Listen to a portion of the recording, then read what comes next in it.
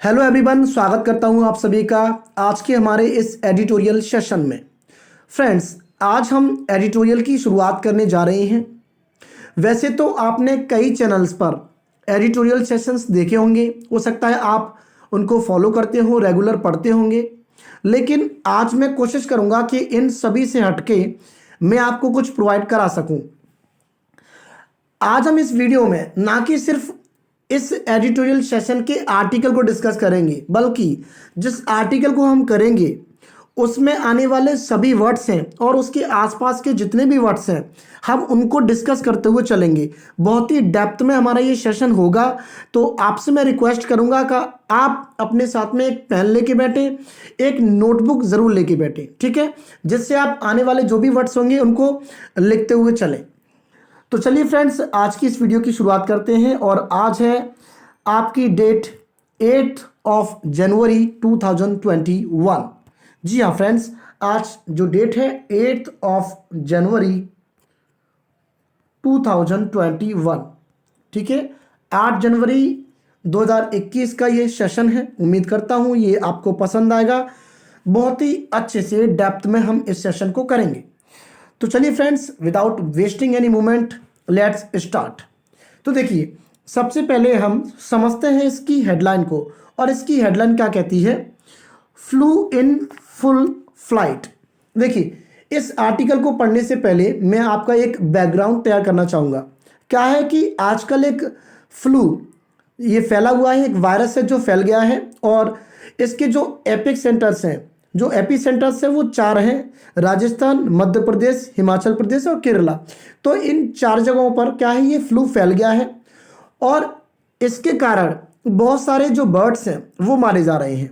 तो उसी से रिलेटेड ये आर्टिकल है, उसी के रिगार्डिंग ये आर्टिकल है, इसलिए ये हेडलाइन दी गई है कि फ्लू इन फुल फ्लाइट। ये जो फ्लू है बिल्कुल चरम सीमा पे है, बहुत जोर शोर से ये फैल रहा है, समझ रहे हो?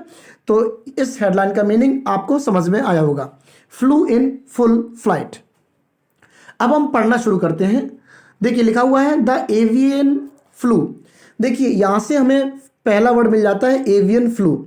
आप इसको एवियन फ्लू भी कह सकते हैं, और इसकी जगह आप एक वर्ड और इस्तेमाल कर सकते हैं, एवियन फ्लुएंजा, FLUENZA। तो एवियन फ्लू भी आप कह सकते हैं, एवियन फ्लुएंजा भी आप कह सकते हैं। So what is avian flu और what is avian influenza? So I would like to tell you, avian flu or avian influenza, both the terms are same, and it is a kind of disease that spreads among animals or birds। ठीक है, तो पक्षियों में और जानवरों में फैलने वाली ये जो बीमारी है उसको आप कहते हैं एवियन फ्लू। ठीक है, एवियन से मतलब क्या होता है? Avian is related to birds. ठीक है, इसकी जगह पर एक शब्द और आ जाता है, एपियन। मैं आपको बताना चाहूंगा, एक शब्द और आ जाता है, apian, APIAN। So what is apian? You have to note it down. इस वर्ड को आपको लिख लेना है। एपियन इज रिलेटेड टू बीज, मधुमक्खियों से संबंधित जब बात करते हैं तो आप वहां पर इस टर्म को, इस वर्ड को यूज कर सकते हैं, एपियन।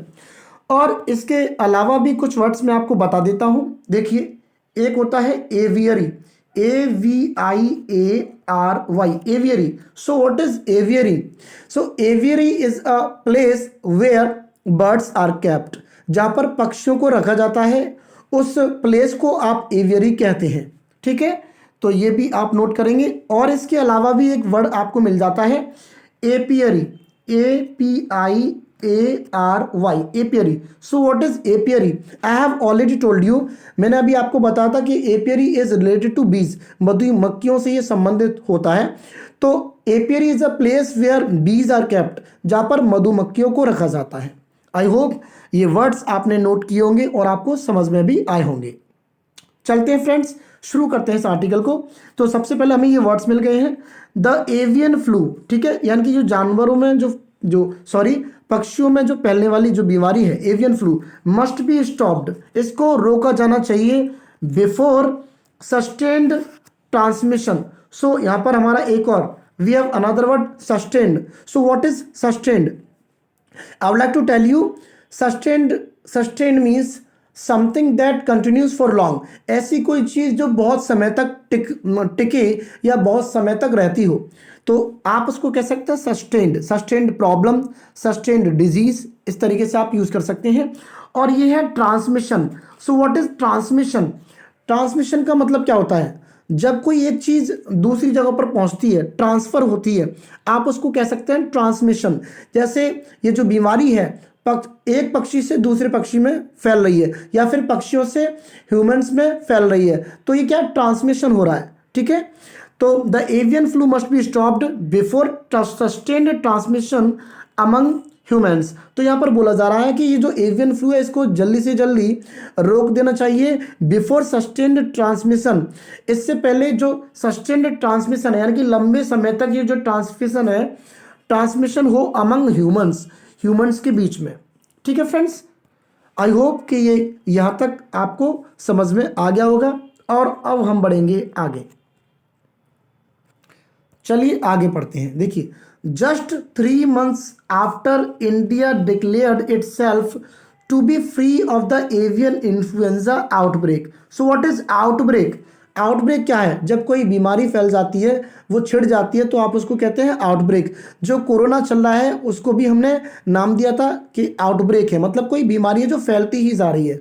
तो just 3 months after India declared, केवल 3 महीनों बाद जब इंडिया ने डिक्लेयर कर दिया खुद को to be free of the avian influenza outbreak, इस बीमारी से फ्री होने का, ये जो एवियन इन्फ्लुएंजा है यानी कि जानवरों में जो फैलने वाली बीमारी है और जो पक्षियों में फैलने वाली जो बीमारी है एवियन इन्फ्लुएंजा, उसके मतलब भारत ने क्या किया, अपने आप को मुक्त फ्री कर दिया। उसके जस्ट 3 महीने बाद क्या हुआ, the highly pathogenic avian influenza subtypes, the highly pathogenic. So what is pathogenic? Pathogenic क्या है? सो पैथोजेनिक आप कह सकते हैं रोगजनक, ठीक है, रोगजनक। मतलब pathogenic is a term which is used for the animals and birds, जहाँ से मतलब बीमारी फैलती है। तो पैथोजेनिक यानी कि the highly pathogenic avian influenza सब टाइप्स। अब इसके जो मुख्य, जो हाईली पैथोजेनिक है जिससे ज़्यादा बीमारियां फैलती हैं, जो एवियन इन्फ्लुएंजा है, उसके जो सब टाइप्स हैं, सब टाइप्स मतलब इसके जो छोटे छोटे रूप हैं, उसके जो अंग हैं, जैसे कि एक हुआ आपका H5N1 and H5N8 have been reported. इसके जो छोटे छोटे सब टाइप्स हैं वो दर्ज किए गए हैं, रिकॉर्ड किए गए हैं from a dozen epicentres, लगभग मतलब 1 दर्जन एपी सेंटरों से ये दर्ज किए गए हैं। So what is AP centre? AP centre is an important place, जहाँ से किसी चीज़ की शुरुआत होती है, आप उसको एपी सेंटर कह सकते हैं। जैसे कोरोना की शुरुआत हुई थी चाइना के वुहान सिटी से। So what was Wuhan city was, वो जो वुहान सिटी थी वो क्या था, you can call it an AP centre. तो ये क्या हुआ है कि इसके जो छोटे छोटे जो सब टाइप्स है H5N1 and H5N8 have been reported from a dozen epicentres, और ये पहले हैं इन 4 स्टेट्स, 4 राज्यों में, खास करके 4 राज्यों के नाम दिए गए हैं, राजस्थान, मध्य प्रदेश, हिमाचल प्रदेश एंड केरला। ठीक है, अब यहाँ पर ये फुल स्टॉप आ जाता है। इसके आगे हम बढ़ेंगे। इन एडिशन, इन एडिशन का मतलब होता है इसके अतिरिक्त, और आप कह सकते हैं इसके अलावा। इन एडिशन, इसके अलावा भी thousands of poultry birds have died in Haryana. इसके अलावा भी थाउजेंड्स यानी कि हजारों of poultry birds, poultry birds कौन से होते हैं, आपने देखेंगे जो मुर्गी पालन है ना, वहां पर ये जो उनको पोल्ट्री आप कह देते हैं। तो poultry birds have died in Haryana, हजारों जो बर्ड्स हैं, जो मुर्गी हैं, जो चिकन्स हैं, वो भी हरियाणा में मर गए हैं। वाइल, जबकि Jharkhand and Gujarat too have sounded an alarm, जबकि झारखंड और गुजरात में भी इसकी एक अलार्म की घंटी मतलब बज गई है, चिंता की घड़ी आ गई है। साउंडेड एन अलार्म का मतलब होता है मतलब वहां पर आपको वार्न किया जा रहा है। ठीक है, और यहाँ पर एक ईडियम और यूज कर सकते हैं, साउंडेड एन अलार्म की जगह आप कह सकते हैं, यहाँ पर एक ईडियम जो यूज करने के लिए आप कह सकते हैं कि alarm bells, alarm bells ring, इस ईडियम का भी आप यूज़ कर सकते हैं। तो बहुत ही अच्छा ईडियम है, अलार्म बेल्स रिंग, यानी कि वहाँ पर आपको वार्न किया जा रहा है कि झारखंड और गुजरात में भी इसकी जो सिम्टम्स है वो भी फैल गए हैं, वहाँ पर भी चिंता की घड़ी बन गई है। आगे चलते हैं। द कॉज, अब ये जो कारण है, the cause in these 3 states is still unknown. इन 3 राज्यों में ये जो कारण है, the cause in these 3 states is still unknown, उसका अभी तक पता नहीं चला, वो भी अननोन है। इस बीमारी का, इस फ्लू को फैलने का जो कारण है वो अभी क्या है, अननोन है, अभी तक कुछ भी इसके बारे में पता नहीं है। आगे बढ़ते हैं। द 2 सब टाइप्स, अभी जो 2 सब टाइप्स ऊपर बताए गए थे, एक तो H5, आप देख सकते हैं यहाँ पर H, ये मैंने अभी डिस्कस की थी आपके सामने, H5N1 और H5N8। तो ये इन दोनों की यहाँ पर बात की जा रही है कि the 2 subtypes have targeted different birds. इन 2 सब टाइप्स ने टारगेट किया है डिफरेंट बर्ड्स को, ठीक है। ये दो सब टाइप्स हैं, उन्होंने टारगेट किया है कुछ विभिन्न पक्षियों को। जैसे आगे बोला जा रहा है क्रोज इन राजस्थान, राजस्थान में तो इसने हमला किया है, इस फ्लू ने हमला किया है क्रोज पर, कौओं पर, एंड मध्य प्रदेश, और मध्य प्रदेश में भी। आगे देखो माइग्रेटरी बर्ड्स, माइग्रेटरी बर्ड्स क्या होते हैं, प्रवासी पक्षी जो एक जगह से दूसरी जगह पर पहुंचते हैं, तो उनको आप कह सकते हैं माइग्रेटरी बर्ड्स। माइग्रेटरी बर्ड्स इन हिमाचल प्रदेश, और किसको टारगेट किया है, हिमाचल प्रदेश में जो माइग्रेटरी बर्ड्स है उनको टारगेट किया है।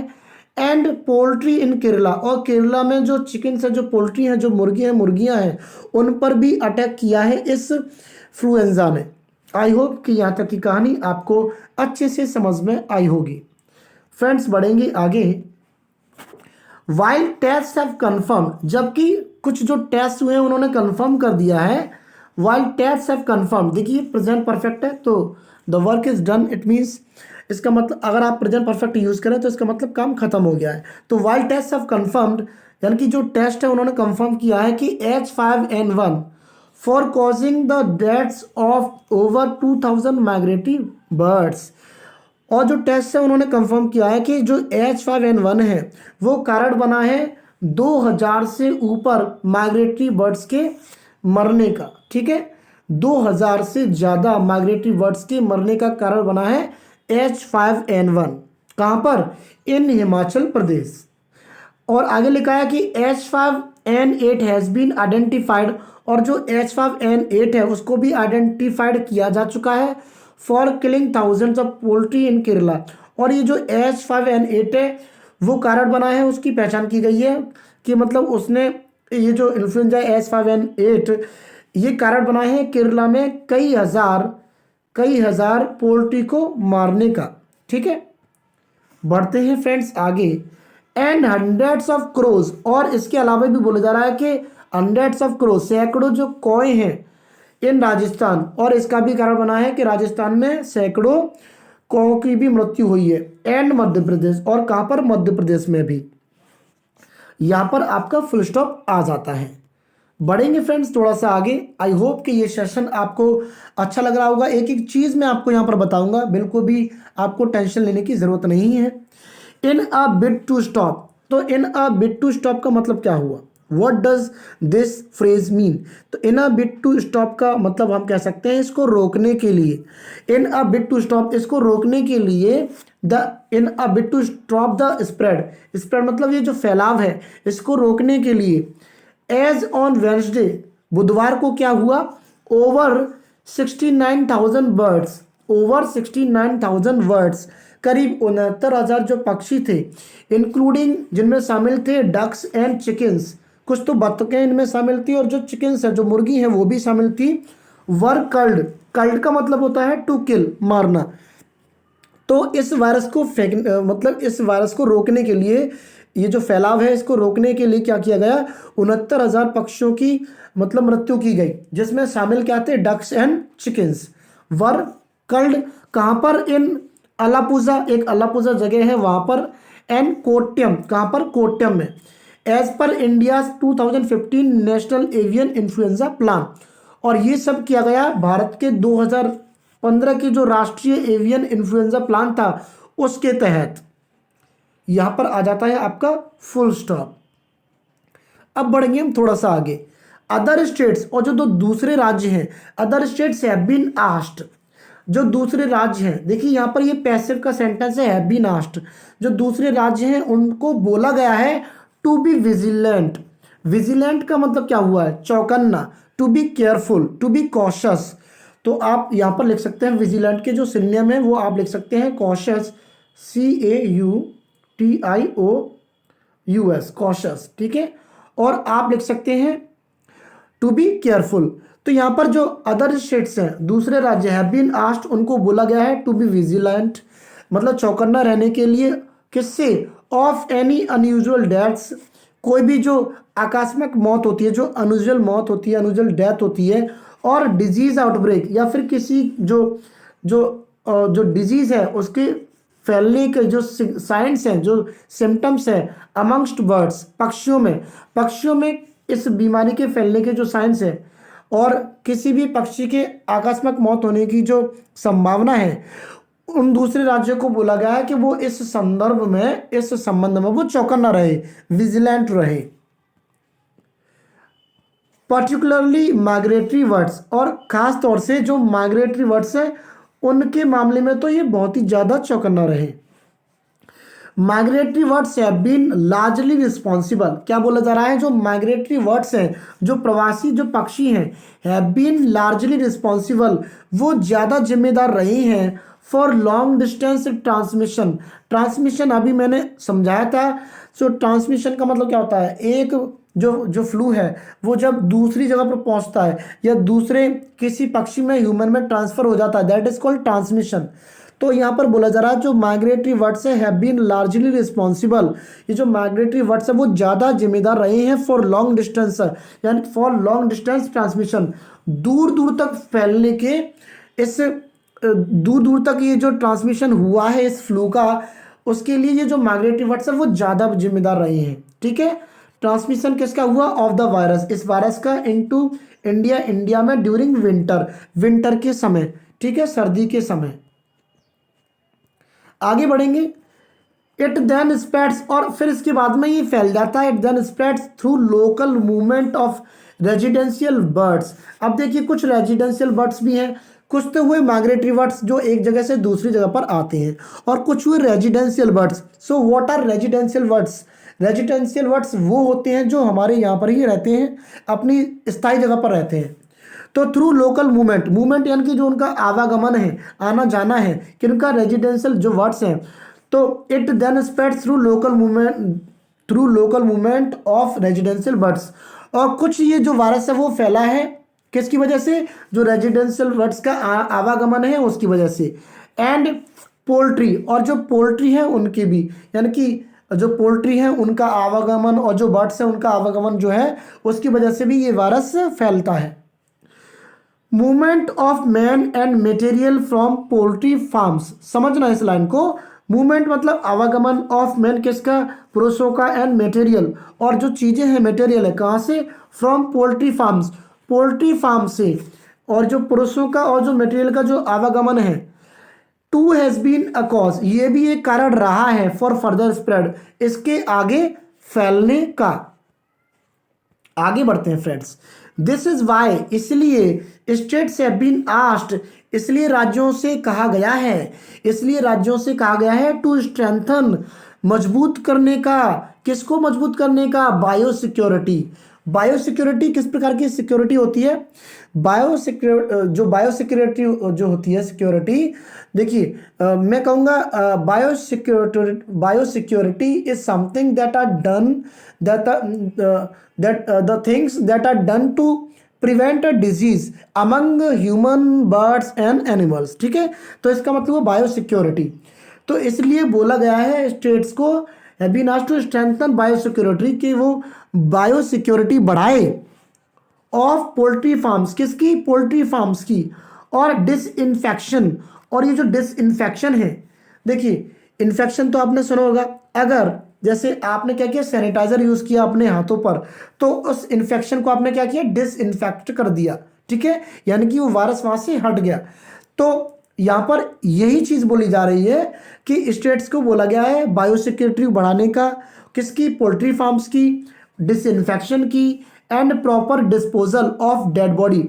आपने डिस्पोजल वर्ड तो सुना ही होगा, नहीं सुना तो मैं आपको बता देता हूँ। What is disposal? आप जो शादी पार्टी में जाते हो और वो जो प्लास्टिक के जो ग्लास हैं, जो प्लेट्स हैं, उनको आप डिस्पोजेबल कहते हैं। आप क्या करते हो, जैसे आपने पानी पिया और फेंक दिया, ठीक है, तो डिस्पोजल का मतलब होता है किसी भी चीज़ से छुटकारा पा लेना। तो यहाँ पर क्या बोला जा रहा है कि सबसे पहली बात तो ये बोली गई है राज्यों से कि वो बायोसिक्योरिटी को बढ़ाएं। फिर दूसरी बात ये बोली गई है कि डिसइंफेक्शन पे भी ध्यान दें, और proper disposal of dead bodies, dead birds, और जो मरे हुए जो पक्षी हैं उनकी जो जो जो जो मरे हुए पक्षी हैं उनको भी डिस्पोजल करें जल्दी से जल्दी, उनको भी मतलब कहीं पर ठिकाने लगाए। With backyard rearing of poultry birds common. देखिए कुछ पोल्ट्री के जो बर्ड, जो कुछ कॉमन बर्ड्स हैं, उनका अगर हम बैकयार्ड देखते हैं वो रियरिंग है। कैसा है? यानी कि उनमें आप पहचान नहीं सकते कि किस में फ्लू हुआ है किस में नहीं हुआ, क्योंकि आपको पता है जो सारे पक्षी हैं, जो सारे जो पोल्ट्री बर्ड्स हैं वो कॉमन ही लगते हैं, है ना। तो क्या है, the task of elimination. Eliminate एक वर्ब होती है, एलिमिनेट, ELIMINATE। एलिमिनेट का मतलब होता है टू रिमूव, हटा देना, ठीक है। और आपने शोज दिए होंगे, जैसे इंडियन आइडल वगैरह हुआ तो वहाँ पर राउंड होता है, वहाँ पर आप क्या करते हो, वहाँ पर एलिमिनेट करते हो। जो कैंडिडेट्स परफॉर्म अच्छा नहीं करते उनको आप एलिमिनेट करते हो, बाकी के जो बच जाते हैं उनको फिर आगे के लिए मौका मिलता है, उनको अपॉर्चुनिटीज़ दी जाती हैं।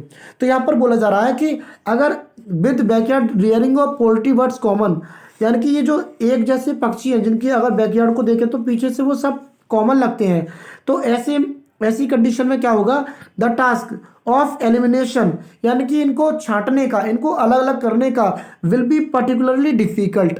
तो ऐसे में क्या होगा, उन पक्षियों को एलिमिनेशन करने का जो टास्क होगा बहुत ही ज़्यादा डिफिकल्ट होगा।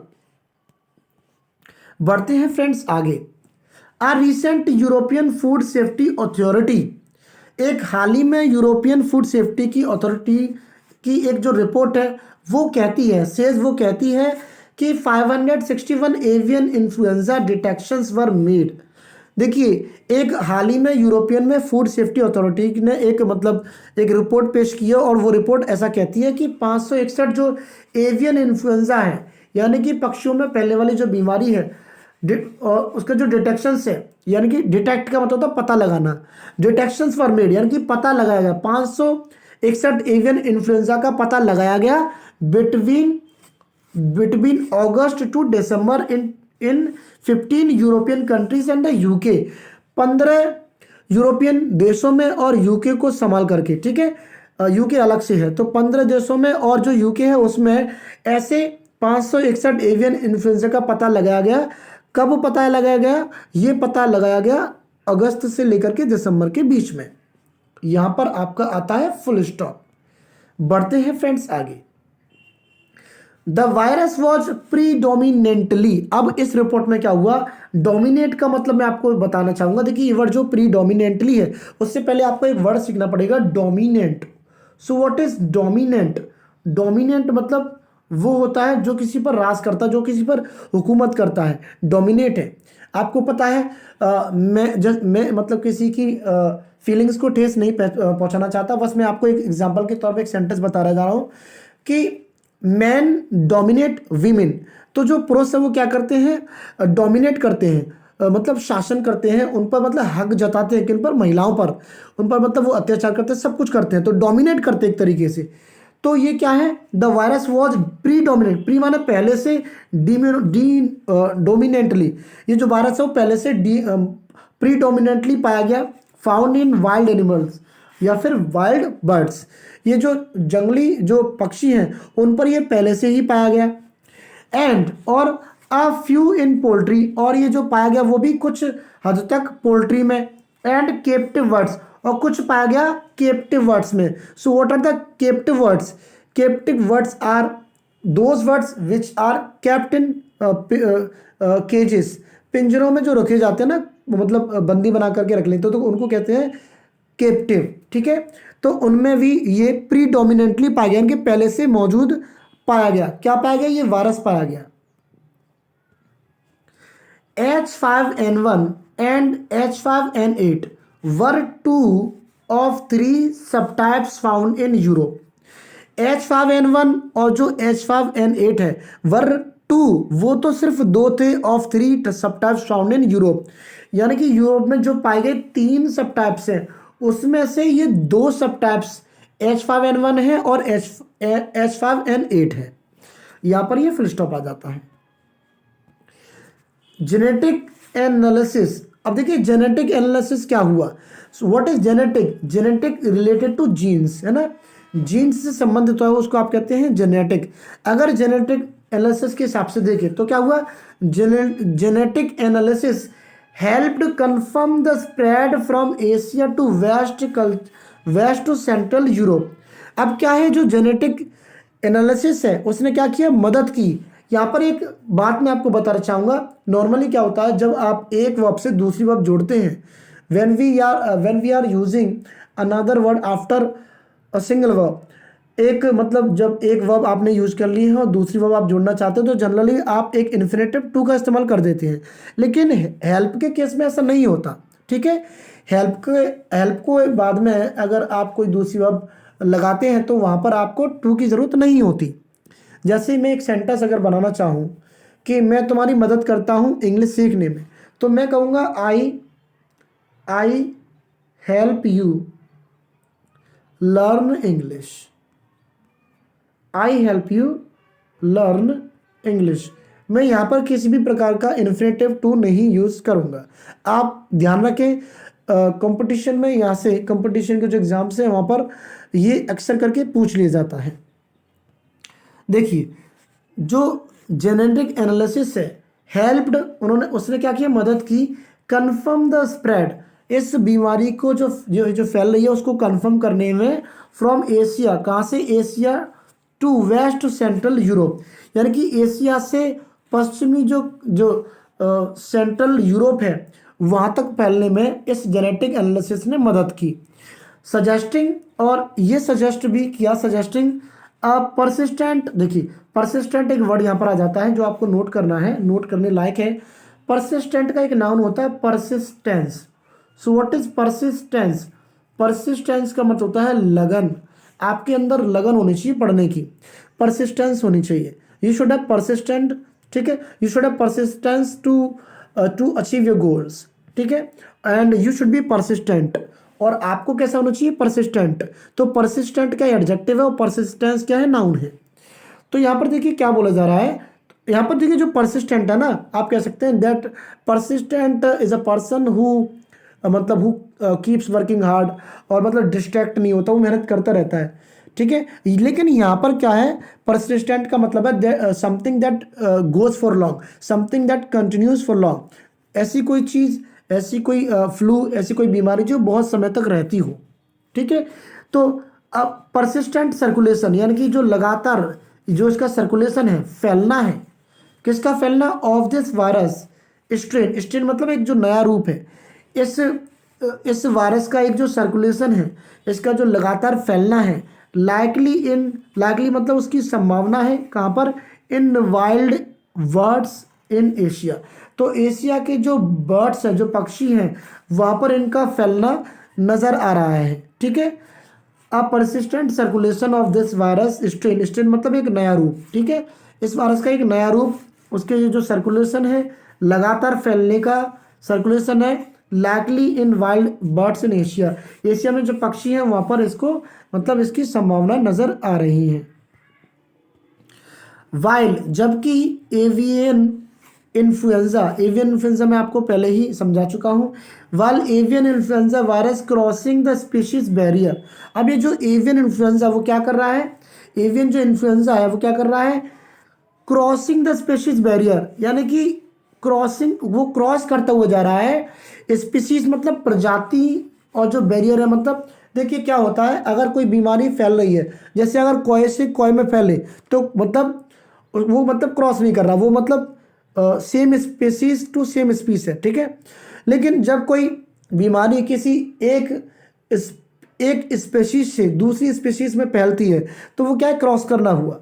तो यहाँ पर क्या है कि while avian influenza virus crossing the species, जब ये जो इन्फ्लुएंजा है वो एक एक प्रजाति से दूसरी प्रजाति में जो फैल रही है उस बैरियर्स को तोड़ता हुआ जा रहा है एंड डायरेक्टली इन्फेक्टिंग ह्यूमंस, और क्या है डायरेक्टली अफेक्ट कर रहा है, ठीक है, डायरेक्टली इन्फेक्ट कर रहा है ह्यूमंस को, हैपन्स ओकेजनली, लेकिन ऐसा बहुत ही कम होता है, हैपन्स ओकेजनली।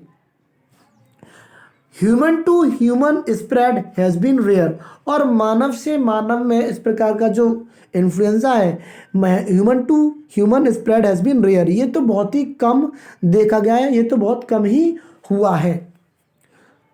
यहाँ पर आगे बढ़ेंगे, आगे देखिए क्या है, बट लेकिन म्यूटेशंस, इससे पहले एक वर्ड आपको समझना पड़ेगा, इसका एक वर्ड मैं आपको बता देता हूँ, mutate, mutate. So what is mutate? Mutate is a verb. Mutate का मतलब क्या होता है? To change and develop a new form. Mutate का मतलब होता है बदलना और एक नया रूप ले लेना। तो बट म्यूटेशंस यानी कि जो इसके अंदर बदलाव आ रहा है इस वायरस के अंदर, बट म्यूटेशंस और genetic reassortment. What is assortment? ठीक है, assortment is kind of a mixture. Assortment मतलब एक जो मिक्सचर है उसको आप बोलते हैं रीअसॉर्टमेंट। पहले तो ये समझो जो म्यूटेशंस है यानी कि इसका जो बदलना है और एक जो नया रूप ले रहा है वायरस, ये चीज़, और जेनेटिक रीअसॉर्टमेंट, और जो जेनेटिक मिक्सचर हो रहा है यानी कि एक स्पीस से दूसरी स्पीस में फैल रहा है, तो इस वायरस का क्या हो रहा है? मिक्सचर हो रहा है। किसमें? Of an avian influenza. किसका? इस एवियन इन्फ्लुएंजा का जो जेनेटिक रीअसॉर्टमेंट है, जो मिक्सचर है, और इसका जो नया रूप है जो बदल रहा है, जैसे इससे क्या है, अ वायरस, इससे बनकर के एक वायरस बनता है, and a human influenza A virus, और मानव में भी एक इन्फ्लुएंजा बनता है जिसको आप ए वायरस कहते हैं, इन अ पर्सन, किसी पर्सन में। और देखिए क्या होता है, can create a new influenza. ठीक है, समझना कि देखिए म्यूटेशंस और जेनेटिक रीअसॉर्टमेंट यानी कि इस वायरस का बदलना और इसकी जो जेनेटिक रीअसॉर्टमेंट है, इसका जो मिक्सचर है, वो चीज़ ऑफ एन एवियन इन्फ्लुएंजा, किसी भी एवियन इन्फ्लुएंजा का मिक्सचर, जिसकी वजह से मान लो एक वायरस बन गया, एंड अ ह्यूमन इन्फ्लुएंजा, और एक ह्यूमन इन्फ्लुएंजा बन गया, a virus in a person, और किसी पर्सन में भी एक वायरस बन गया, कैन क्रिएट, ये सब चीज़ मिलकर के क्या कर सकती है? Can create a new influenza, एक नया वायरस बना सकती हैं। अ वायरस, एक ऐसा virus that could likely result in sustain transmission, एक ऐसे वायरस के रूप में उत्पत्ति, इसका रिजल्ट ऐसा निकल सकता है जो कि सस्टेन रहेगा, बहुत लंबे समय तक रहेगा, जो कि ट्रांसमिशन करेगा, फैलेगा बिटवीन ह्यूमंस, मानवों के बीच में। 10, तो हम कह सकते हैं इस प्रकार की 10 increasing the risk of pandemic influenza. तो इस प्रकार से एक रिस्क है पैंडमिक इन्फ्लुएंजा होने का, यानी कि एक ऐसा इन्फ्लुएंजा बन जाएगा जो कि पैंडमिक बन जाएगा, सब जगह फैल जाएगा, महामारी का ये रूप ले लेगा। हैंस इसलिए हम कह सकते हैं कि all efforts should be directed. तो हर प्रकार के जो एफर्ट्स है शुड बी डायरेक्टेड, वो मतलब हर प्रकार के जो एफर्ट्स है वो किए जाने चाहिए at stamping out the outbreaks. Outbreaks मतलब महामारी, स्टैंप आउट का मतलब होता है to prevent. What is stamp out? To prevent, रोकना। तो बोला जा रहा है कि all efforts should be directed, सारे प्रयास किए जाने चाहिए at stamping out the outbreaks, इस महामारी को रोकने के लिए, इन द अफेक्टेड स्टेट्स, फैले जो अफेक्टेड जो प्रभावित राज्य हैं वहाँ पर फैलने से इसको रोका जाना चाहिए, उसके सभी एफर्ट्स किए जाने चाहिए। इट इज़ ऑल्सो इम्पोर्टेंट, और ये चीज़ भी बहुत महत्वपूर्ण है, टू अंडरटेक मतलब to decide to do something, यानी कि कुछ भी ठान लेना। टू अंडरटेक जीनोम क्या होता है? Genome when all types of genes gather at a place, that term can be called genome। तो जब सब प्रकार के जो जीन्स है वो इकट्ठे हो जाते हैं, आप उसको जीनोम कह सकते हैं। तो यहाँ पर बोला जा रहा है कि इट इज़ ऑल्सो इम्पोर्टेंट, ये बात भी इम्पोर्टेंट है, टू अंडरटेक यानी कि कुछ किया जाना चाहिए, कुछ डिसाइड करना चाहिए, किसके लिए? Genome sequencing of virus samples, यानी कि इस वायरस के जो सैंपल्स हैं, इसके जो जीनोम है उनका कुछ किया जाना चाहिए, अंडरटेक करना चाहिए, उनका मतलब समाधान निकालना चाहिए। किसके लिए? To track the evolution of the virus. Evolution क्या होता है? इवोल्यूशन एक वर्ब होती है, evolve, EVOLVE। So what is evolve? Evolve एक वर्ब है। It means to gradually increase something, यानी कि किसी भी चीज़ का धीरे धीरे उत्पन्न होना, बढ़ना, उसको आप कहते हैं इवॉल्व। इवोल्यूशन इसका नाउन हुआ। तो इस वायरस का जो इवोल्यूशन है, जो बढ़ना है धीरे धीरे, उसको ट्रैक करने के लिए इसके जो सैंपल्स हैं, जो वायरस के जो सैंपल्स है, जो सीक्वेंसिंग है, यानी कि कैसे कैसे पहुंचा, किस में कैसे पहुंचा, कैसे कैसे मतलब और अन्य पक्षियों में पहुंचा, जो उनका सीक्वेंस है, उसके जो जीनोम है, उसके बारे में भी कुछ किया जाना चाहिए, तभी हम इस बीमारी को रोक सकते हैं। तो यहाँ तक ये आर्टिकल फिनिश हो जाता है। उम्मीद करता हूँ ये आर्टिकल आपको पसंद आया होगा। ये हमारा पहला एडिटोरियल सेशन था। अगर आपको ये एडिटोरियल सेशन पसंद आया हो तो आप मुझे कमेंट बॉक्स में कमेंट करके ज़रूर बताएं। मैंने अपने पूरे एफर्ट्स लगाए आपको समझाने के लिए, हर लाइन मैंने आपको समझाई, हर वर्ड मैंने आपको समझाया। अगर फिर भी कोई प्रॉब्लम आपको होती है तो आप मुझे कमेंट बॉक्स में कमेंट करें, मैं आपकी हर प्रॉब्लम को सॉल्व करने की कोशिश करूँगा। चलते हैं फ्रेंड्स, मिलेंगे अगली वीडियो में। ओके फ्रेंड्स, मिलेंगे अगली वीडियो में। Till then take care, bye and जय हिंद।